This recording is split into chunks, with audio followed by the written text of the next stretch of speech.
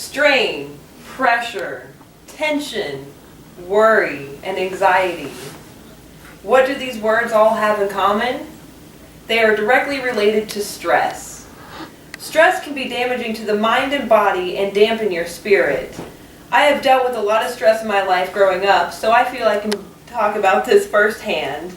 Today I will be going over what stress is, what can cause stress, how stress affects one's body and brain, and ways of coping with the struggles of stress. What is stress? As defined by the Webster Dictionary, stress is a state of mental tension and worry caused by problems in your day-to-day life, or something that causes strong feelings or worry and anxiety.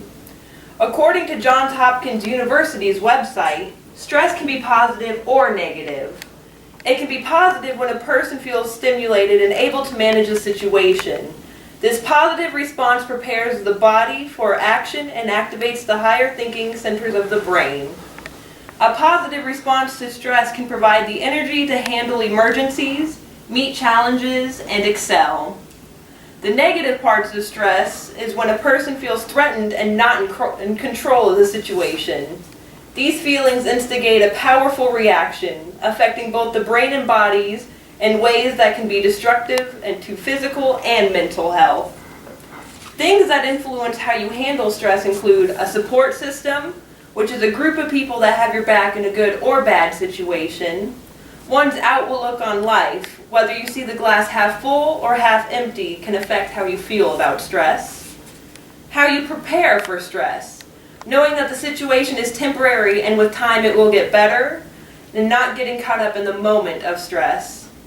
How you deal with your emotions, which is how you calm yourself down and balance your feelings to not become overwhelmed of the situation. Now that you know what stress is, let's talk about how you can tell if you're stressed or not. Symptoms of stress can vary from person to person. Stated by helpguide.org, there are 4 general aspects of stress. The first one is cognitive. Not being able to concentrate, constantly worrying, seeing in only the negative in every situation. Then there's physical. You get aches and pains, a racing heart, dizziness or feeling nauseous. Then there's behavioral.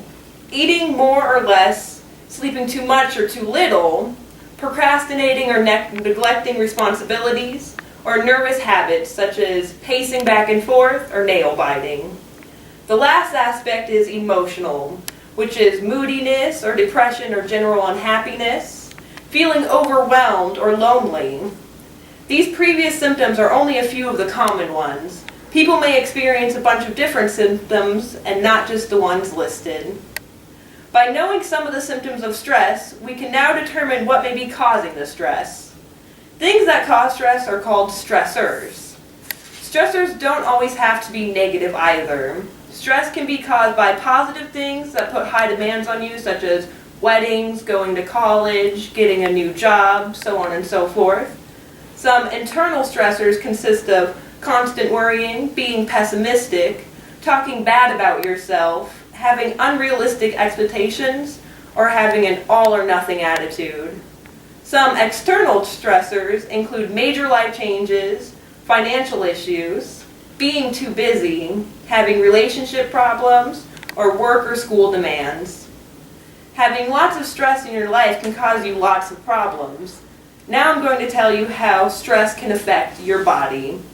Stress can take a toll on your body. According to Jane Collingwood of PsychCentral.com, notes that stress can raise blood pressure, which puts you at a higher risk of stroke, heart failure, kidney failure, and heart attacks. Stress can affect your immune system, making you more susceptible to diseases and infections. Collingwood goes on to say that stress can cause skin problems such as acne and eczema. Pain is another effect from stress. Muscular pain such as backaches or migraines are common with prolonged stress. Since people tend to eat more comfort foods to calm themselves down when stressed, stress can also put you at a higher risk of developing diabetes. Finally, let's talk about how to cope with stress in your life so you can live a happier, stress-free lifestyle.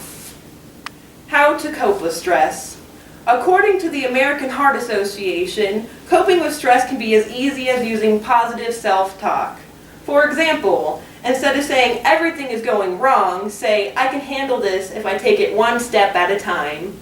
This website also suggests that if you're feeling stressed, try doing an activity that makes you happy or you have pleasure doing. Deep breathing or relaxation techniques such as meditation or yoga tend to work as well. The CDC suggests that 4 key ways to deal with stress are to 1. Start by taking care of yourself by sleeping regularly, exercising, and getting enough sleep. Talk to people about relations or your problems instead of keeping them bottled up inside. Avoid using drugs or alcohol to relax, since that can cause harm to your mind and body. Or just simply take a break if you feel things are starting to get out of control. Take some time to stop and regroup so you can tackle the task at hand with ease. In conclusion, I have talked about what stress is, what can cause it, how stress affects one's mind and brain, and ways to coping with the struggles of stress. Stress is inevitable. It affects everyone regardless of age, weight, gender, race, or social status. By learning ways to deal with stress, you can live a happier and healthier life. Get like me, be stress-free.